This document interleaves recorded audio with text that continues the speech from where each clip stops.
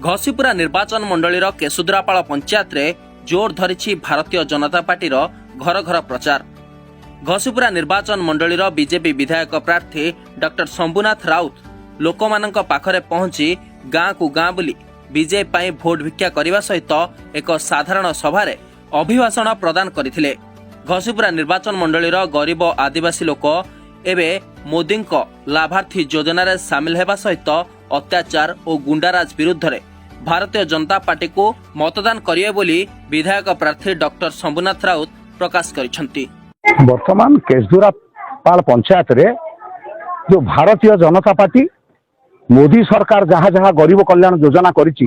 से गरीब कल्याण योजना को बात मारणा करिया पई किछि राजनैतिक खंट ए जगह मातिछंती। लोक माने मनस्थ करिसेंती ओडिशा तरफ जे भारतीय जनता पार्टी की भोट देवे,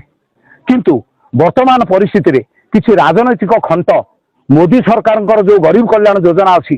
गरीब लोकों खंडिए घर दौची, मागणा चाउल दौची, काहाकू लाट्रिन गोटे दौची, काहाकू साधारण भाव में राशन अन्य व्यवस्था करुच्ची, सुभद्रा योजना व्यवस्था करिछि, सौभाग्य योजना विद्युत घर घर का गरीब लोकों घर को विद्युत जाउची। सेही क्षेत्र में किछि लोक वर्तमान बीजेडी लोक आउ किछि स्वाधीन लोक आसिकी लोक मान को भूतौचंती, लोक मान को कहउचन जे देख आमे आसिले तमर करदे,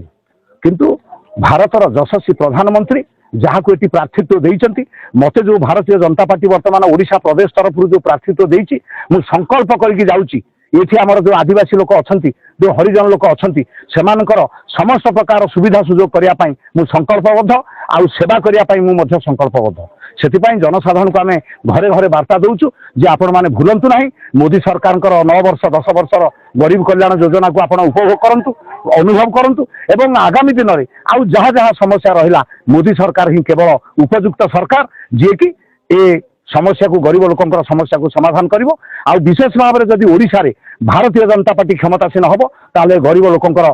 दुखर साथी हबो। आपण मान देखंतु मु आसिक आज घर घर का बुलुची, माँ माने कहउचंदी कोटिए पानी टिके नाही, माँ माने कहउचंदी काहाकू घर खंडे दिया जाय नाही, माँ माने कहउचंदी काहाकू भत्ता टिके मिली नाही। ये सब जो पातर अंतर नीति जो सरकार करि चलची से सरकार को हटई भारतीय जनता पार्टी की क्षमतासीन करया पई आमे घर घर का वार्ता नहीं पहुंच। 2024 साधारण निर्वाचन रे केन्दुझर जिला समेत राज्यर विभिन्न सीट रे बीजेपी विजय हेबा सह घसीपुरा रे बीजेपी विधायक प्रार्थी विजय हेबो बोली डॉक्टर राउतंक समेत